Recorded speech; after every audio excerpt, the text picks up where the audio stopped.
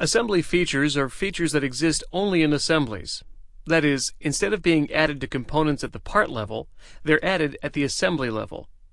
Although the term assembly feature can be used to describe any feature created at the assembly level, most often it's used to describe cuts.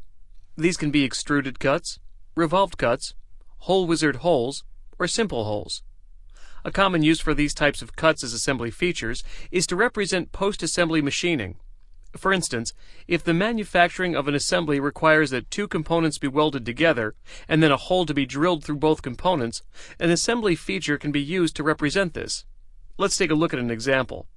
Here, I have an assembly with three components. Now keep in mind I'm not creating an in-context feature like I would when using top-down design. Instead, without going into Edit Part mode, I'll select this top face and click the Extruded Cut icon from the Assembly toolbar.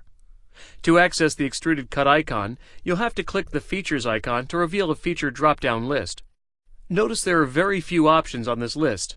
Most features you would normally be able to use at the part level are not available as assembly features. I'm going to create a simple rectangular sketch.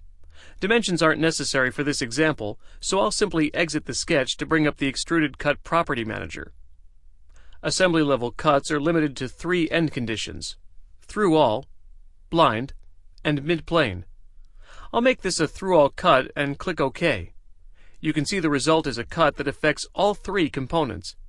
If you look at the Feature Manager tree, you can see the cut has been added at the assembly level of the tree, not inside one of the parts feature tree.